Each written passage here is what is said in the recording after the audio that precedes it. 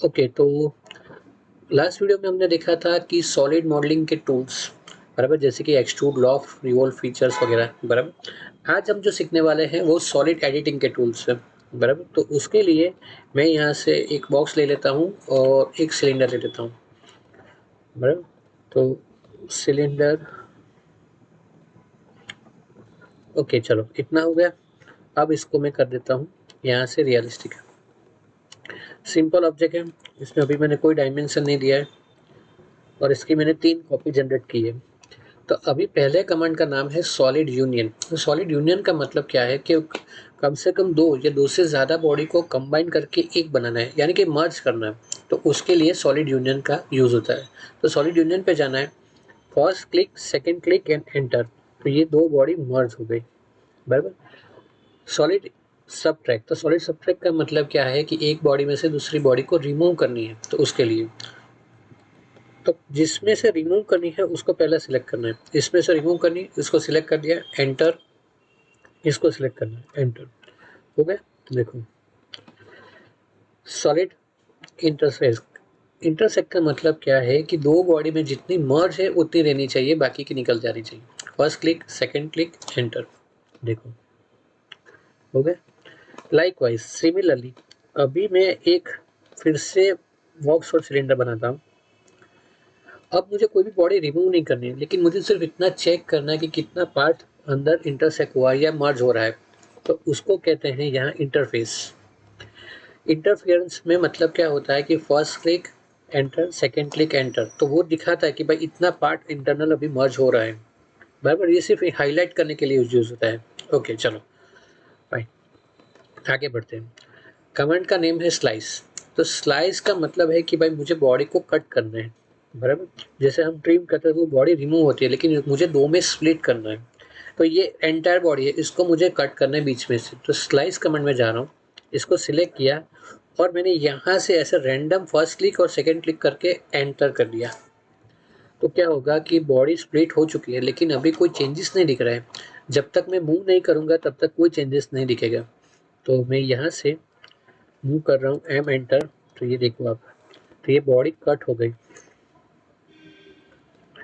Clear, बराबर। तो ये बॉडी कट हो गई। अगर फिर से मुझे इसको मर्ज करना है तो यहाँ से पॉइंट पे पिक करके इसको मैंने यहाँ मूव कर दिया और solid union, first click, second click, enter, ये फिर से बॉडी जनरेट हो गई।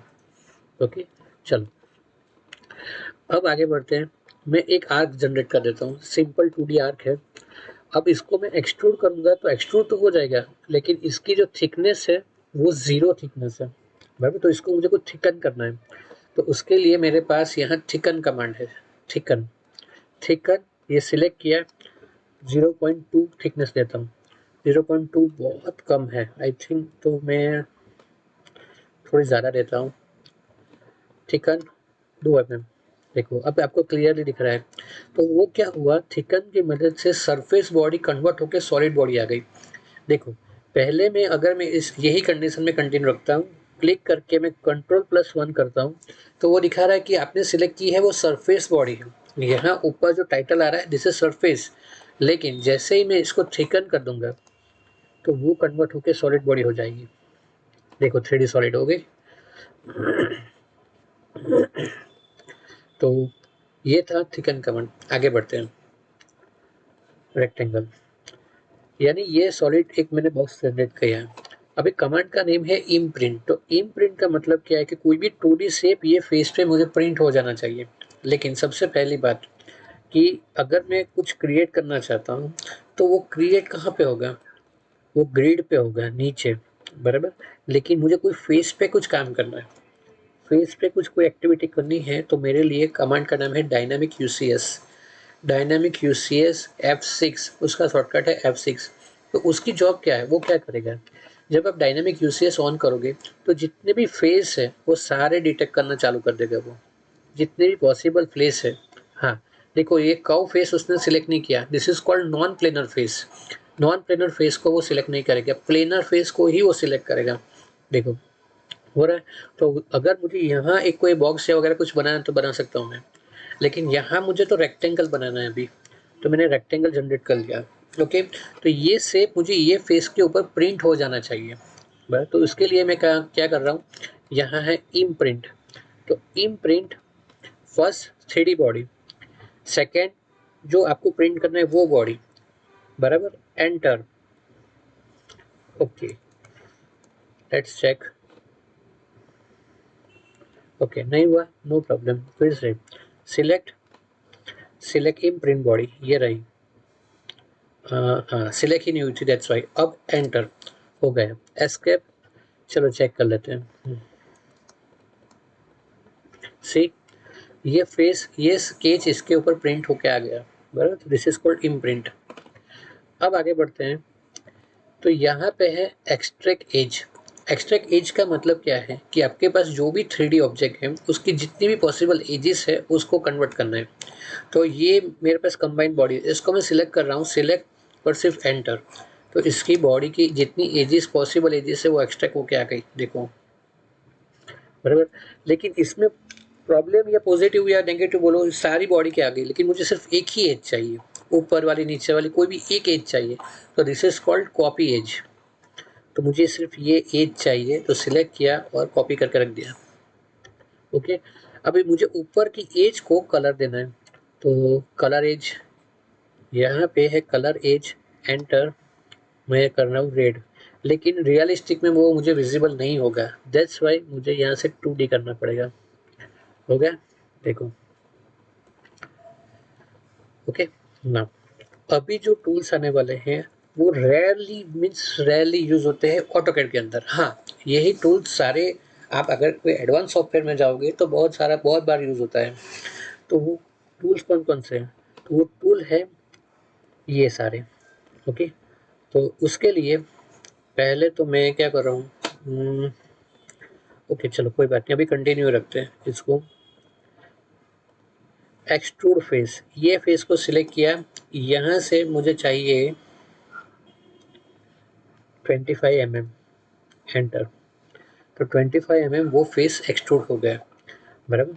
अगर इसमें पॉसिबल है चेक कर लेते हैं, एक्सट्रूड फेस ये हो गया, बराबर। तो यहाँ से ये डायरेक्शन में कितना, 25, no, non planar face can not be extrude. जो देखो मैंने लिखा बोला था कि वो नॉन प्लेनर फेस है, तो वो पॉसिबल नहीं है। टैपर फेस, तो टैपर फेस के लिए मैंने ये फेस सिलेक्ट किया, इसको मुझे टैपर करना है, एंटर। बेस पॉइंट और अनदर एक्सिस का पॉइंट, जो 2 पॉइंट मुझे देना है। अब टैपर एंगल, तो मैं 30 एंगल का देता हूँ टैपर एंगल। ओके, ये तो 30 का टैपर एंगल हो गया। Okay, move face, move face, तो मैं ये फेस को मूव और ऑफसेट, मूव ऑफसेट और एक्सट्रूड दोनों तीनों टूल सेम ही लगेंगे अभी यहाँ। तो सिलेक्ट, एंटर, हो गया, देखो ये मूव हुआ है। लाइक वाइज ऑफसेट में भी सेम ही आपको लगेगा, लेकिन सब कुछ डिफरेंट है। ओके ना, कॉपी फेस, ये फेस सिर्फ मुझे चाहिए, इसको कॉपी करके साइड पर रख दिया। डिलीट फेस, अब डिलीट फेस कब यूज होगा, जब आपके पास कोई टेपरिंग सरफेस होगा तो ही। अगर मैं स्ट्रेट फेस में करूंगा तो वो डिलीट नहीं होगा, वो डिलीट नहीं होगा, बराबर। लेकिन अगर मैं ये टेपर फेस में करूंगा तो वो हो जाएगा, बराबर। डिलीट फेस, रोटेट फेस, तो रोटेट फेस, ये फेस को मैं रोटेट करना चाहता हूँ, प्रॉपर सिलेक्ट नहीं हुआ, रोटेट फेस, ये फर्स्ट क्लिक, सेकंड क्लिक और एंगल है 15 का, देखो। तो ये हो गया rotate face. Colour face, this face को कलर करना है मुझे, हो गया कलर फेस। ओके, अब जो सबसे इंपॉर्टेंट है ये चारों में, वो है शेल। तो शेल का मतलब क्या है मैकेनिकल में, सबसे ज़्यादा कि एक हम मिनिमम एक मेंटेन थिकनेस मेंटेन करेंगे, बाकी का जो बॉडी है 3D बॉडी वो रिमूव हो जाएगा। तो शेल में इस बॉडी में मुझे रिमूव करना है, बराबर। तो ये पहले तो ऑब्जेक्ट को सिलेक्ट कर लेता हूँ मैं, पहले स्टेप है ऑब्जेक्ट को सिलेक्ट करना, फिर कौन सी फेस को मुझे रिमूव करनी है, ये फेस को रिमूव करनी है, एंटर। कितनी थिकनेस मेंटेन करनी है, मुझे 2 mm में सिर्फ मेंटेन करनी है। ओके, तो देखो ये 2 mm मेंटेन होके बाकी का आ गया, देखो ये इम्प्रिंट किया था दैट्स वाई ये रह गया, बाकी तो नहीं रहेगा। शेल सबसे ज़्यादा मैकेनिकल में यूज़ होने वाले टूल है, बराबर। तो ये सारे टूल्स सॉलिड एडिटिंग के टूल्स थे। आई होप आपको समझ में आ गया।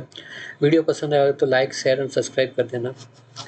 तो मिलते हैं नेक्स्ट वीडियो में, तब तक के लिए थैंक यू सो मच।